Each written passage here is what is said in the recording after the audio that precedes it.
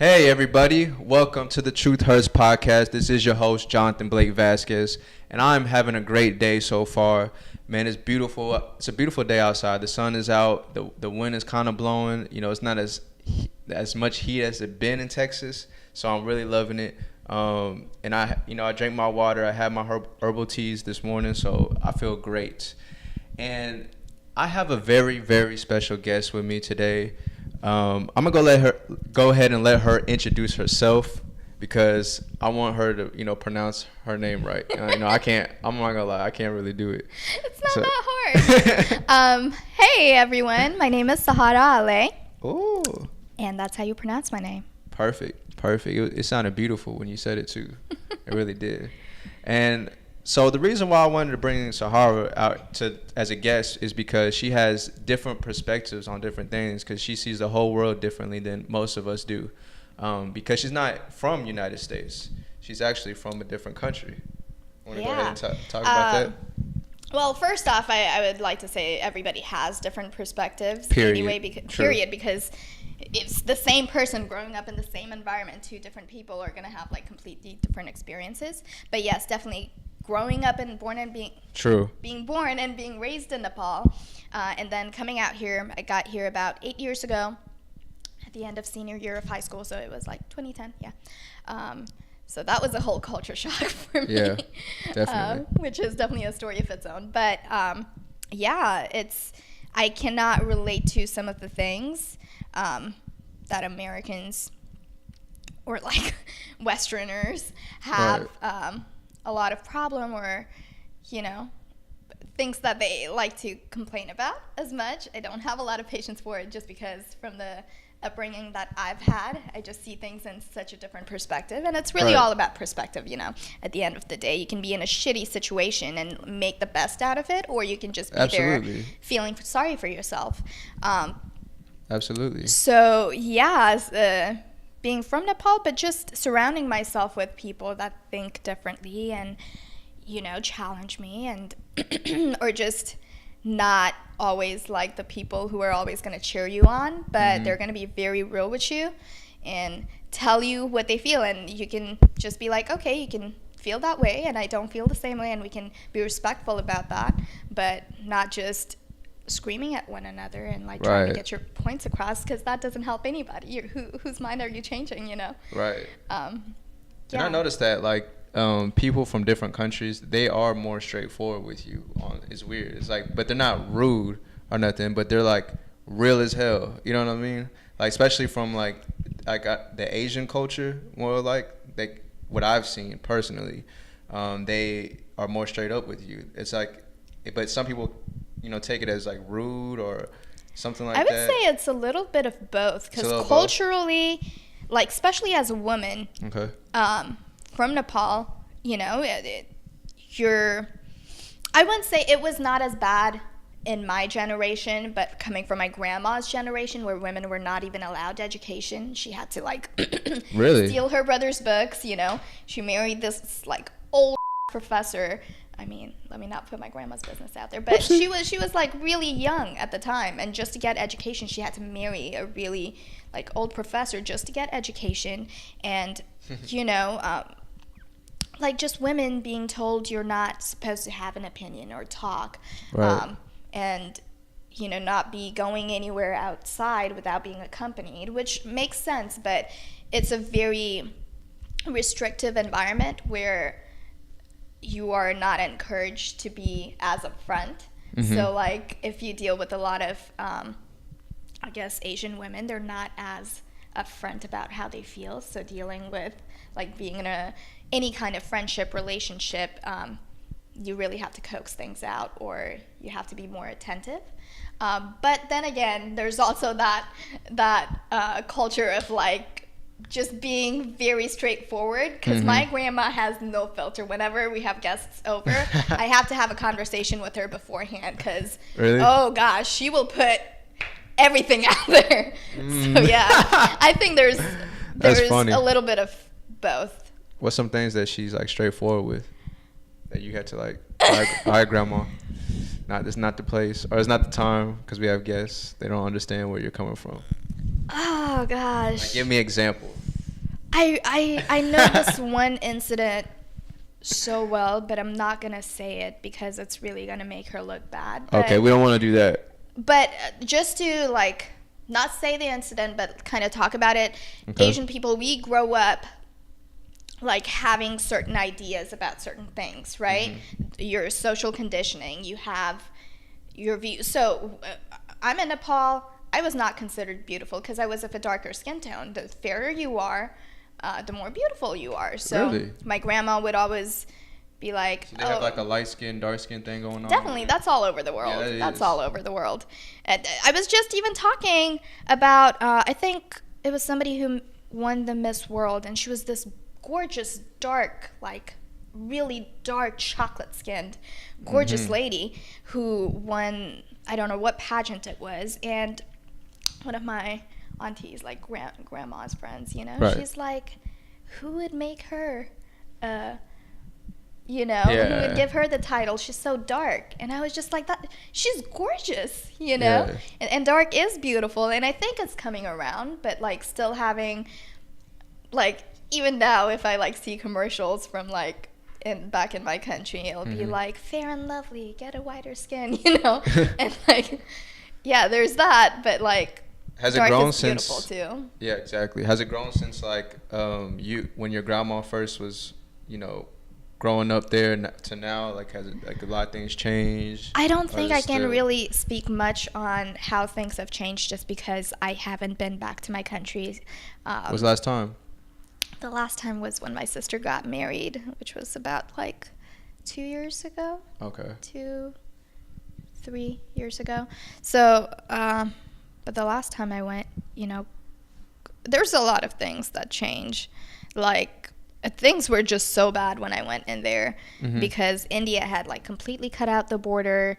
That's a whole different thing politically. But there were just lines and lines because the politics is so bad and there's so much corruption out there, and it's encouraged. It's from like all the way bottom to all the way top. You want to get anything done, you want to get an ID that takes like a day today, like a couple of hours here in America, that'll take you like weeks. And that's if you are ready to bribe the person to get that done faster, you know? So coming from that place to here and like everybody like having this anger towards everything going on in politics, which is completely understandable. But I think they do not take into consideration that we have come so far. Doesn't mean that we can't go any further, but I think there is a lack of appreciation for just how far we've come, because everybody wants to be this, you know, fight for your rights and like, but they tweet one thing and like think they've done their part in it. They're not like the people back in the day who were ready to get tear gassed and like really, you know, go out in the streets and really protest. And I think with our generation, I think we can definitely take more action rather than just like speaking and complaining, because everybody wants to complain, but nobody has the solution. And I'm like, yes, you want to complain, but what are you going to do about it? Exactly. I think everybody does need to start taking some action more. Like, because I mean, I seen peaceful protests going on. You know, it's like if you think about like the Kaepernick situation. Yeah, but I mean, people are found a way to and they kind of like direct the message, and it can't. And now it's like about the president, and it's like it just got everywhere. But I think people like, because I know that celebrities are backing them up now, so I think now that helps them direct that energy towards, you know, actually helping out the cause, like donate to his whatever his fund or whatever it is. Isn't that kind of sad that we need a celebrity to endorse? They looked like, you know, like gods over here. Yes, and that's kind of scary too, because there are a lot of celebrities and individuals pushing out agendas that are so harmful, that are painting a narrative that is not very beneficial for people little kids that look up to them and think it's all cool, you know, like this. There's a lot of shit. What people do you follow that are influencers on social media? Social media, I actually do not stay active on social media as much. Really? Besides Instagram, like That's what I mean, like Instagram. On Instagram, I follow a lot of factors actually. Yeah. And just, I think rather than following like accounts, I listen a lot to like podcasts and news, and there was a time where I was like, oh, I'm not going to listen to Fox News because they're bullshit, you know? But just to challenge myself to understand the different ends and like perspectives of the extremes, because I feel like when you have a certain stance and there's somebody from the opposite spectrum trying to make their voice heard, you're just already so put out because they do not believe in what you do that anything they say is going to be wrong to you. So like any person who's like, oh, you're a Fox News listener, they're completely just going to like shut you down because of that simple fact. But there's so much, people are so whole in their own ways, and they've lived such different lives, and if you don't have an understanding of where they're coming from and why they're saying the things they are, that's why I got into acting, you know. The reason I want to act is, by the way, you're really good. I seen you're what real. have you seen of mine? You're real. Am I real? Wow, that's all stuff from like such a long time ago. On YouTube, I looked you up. Oh, goodness. That kind of makes me nervous because I'm not very proud of that reel yet. But, I mean, there's a lot more new stuff coming on. But that's the reason I want to act, because, you know, when you watch a movie and you're like, oh, gosh, this is such a bad guy. He's killing all these people and he's terrible. I was just about to bring that up, like Thanos. Like, if you the new Avengers. Like, most people will look at him as, like, this guy was terrible. He killed everybody in his country. But then if you look at it from a different perspective, like, you know, they were destroying the country.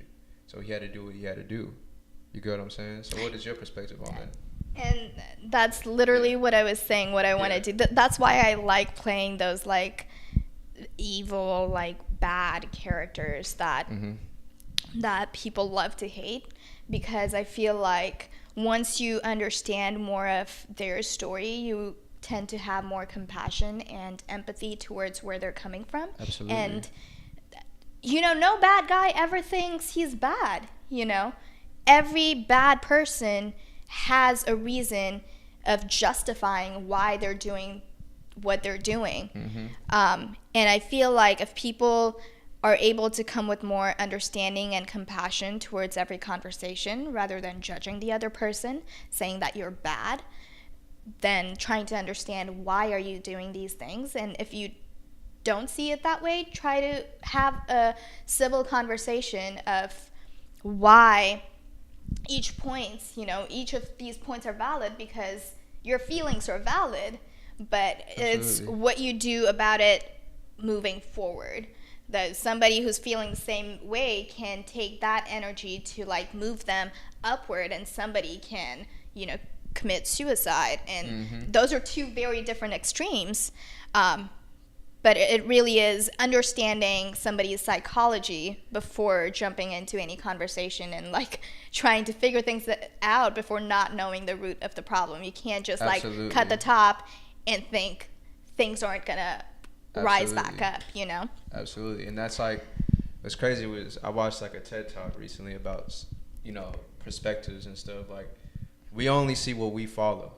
So we don't understand, all we see is, you know, white, or say if I'm a black man, I just see white people just looking bad. Like, I hate white people. Yeah, I hate white people. You know? Yeah, it's like you consistently see that on your timeline. You don't know the other perspective on things. So you got to go into their world. Their world, they're looking at the complete opposite. You know what I mean? They're looking at y'all are doing bad or something. You know? And I mean, both of them have their own narrative. Narratives, yeah. And what's the facts?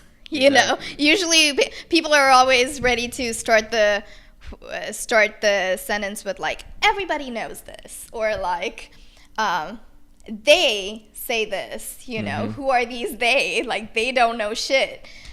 Right. Or like, I always ask like, what are your where are you getting these information from? Because it's so easy in this day and age to just be a headline reader and like read this headline and be like, oh, I read this in this article, but like what were the sources? There's like Wikipedia on there, you know, like where are you getting these sources that you're basing your facts upon and your arguments on when you're trying to have a conversation? And there's feelings involved, you know, and when you're trying to understand each other's perspectives, you can't come in a conversation trying to win the other person over. Right. I think if both of them come in a conversation trying to understand one another, it's not you versus me, it's us against the problem. You know, why don't we attack the problem, not that's a good way to look other. at it. That's a good way to, you know, to do that. Yeah. Now, most people are not going to do that, though. They just kind of, you know, which stuck in their ways. Which is understandable. Like, if there are times that I know I'm going to be heated, so there are things that I'm very passionate about and I put a lot of work in, and I have a support system around me that I do ask their perspective on, you know, just feedback.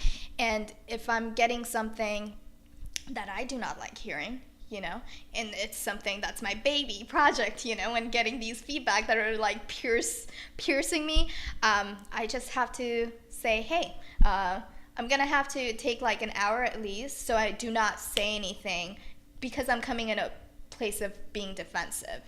And these people are telling me things. All the feedback that I get, I take it as this person is telling me these things because they want me to succeed. You know, there wouldn't be any other reason. And you can go back and really think of it, come from it from a different perspective, really think about everything they said. And some of the things, you know, they might not know shit they're talking about because, you know, a lot of people like to give the answers. And I feel like everybody does have the answers, but like at the end of the day, who's actually going to do anything about it? Right. But there are some things that's not based off of anything because they don't know you and what you've done and your reasons why you've done these things. So you can come back and be like, okay, I understand where you said this and I definitely want to make changes to that. But here I definitely see what you're saying, but I know what I'm doing. So I'm going to take my stand on that. So I think just being clear and level-headed, in some situations you're not able to because it's something like racism. You know, it's years and years of oppression, and so how do you expect for somebody to just be okay with it? You know, like you just talked about having peaceful protest, but like Tupac said, you know, you can only be peaceful for so long. Until if you're not seeing any results, you know, and how long are you going to keep screaming at their faces if you're not getting any results? Obviously that tactic doesn't work, so you have to use some different tactic until something works. So yeah, I go off on tangents. You're gonna have to stop me. That was very interesting. I was listening to you, and it just, you know, you're absolutely right with everything you said. You're absolutely right. But what you think it'll ever come to like crazy like actually get like riots and stuff? I mean, we've had riots in the past. It's like the past tells you what the future is gonna be, you know. So yeah, so you're saying like the past repeats itself. Yeah. I got you. Well, we're gonna switch over topics now. Let's take it to a lighter tone. Yeah, let's take it to a lighter tone a little bit. That was great though. I loved it. That was healthy. You know, I think everything you said I agreed with it. You know. Even though we may have some and if you don't, that's okay. It's we don't have to agree on everything. Exactly.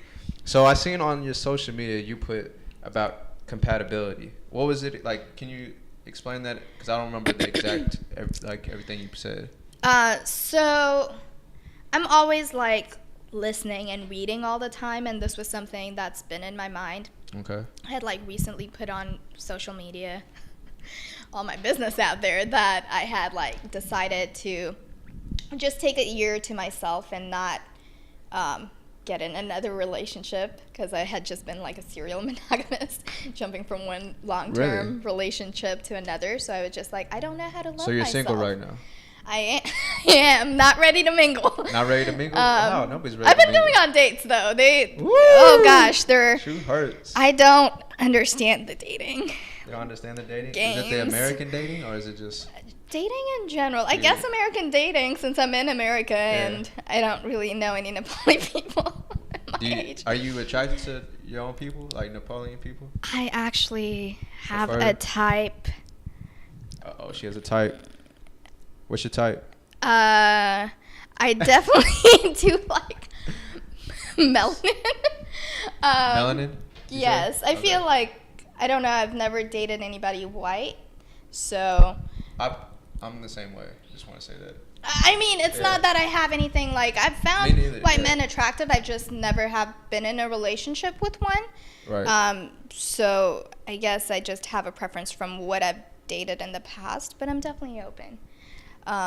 Is there like a height requirement, anything like that? I'm pretty short. If you're, I'm 5 feet if I stand up really straight. Yeah. So anybody really would be taller than me. Yeah, because I know, women have some height requirements. They gotta, you gotta have nice teeth, whatever it is. So that's kind of what I was thinking about, because all of these boss women that I'm friends with, you're an independent woman too. don't need no man. Not really. Shut up. Stop me. But so we have these conversations about like, girls talk about relationships and what's going on and like being treated right and having respect for yourself. And I feel like we all have this checklist of, a man's got to do this. You said like they got to be this height, they got to have nice teeth and da da da da da. And have their own place. That's more of the superficial stuff, but I feel like things like they got to have a sense of humor, or they have to be respectful of who you are and who you are as an individual. They have to be encouraging, and like they have to have their shit together, and absolutely all of that stuff, which I understand, which I totally get because I was there too. But that got me thinking, all these things that I'm asking for in a man, the man that I'm picturing, if I actually had that man right here in front of me right now, would I be the kind of woman that he wants to be with? If he has all these things already going for him, am I the kind of woman who has my shit together, who has built myself up, who has love for myself and can find a way to make myself happy without having to depend on him for happiness? Well, yeah, it takes some rhythm, and yeah, it takes some rhyme. It takes everybody.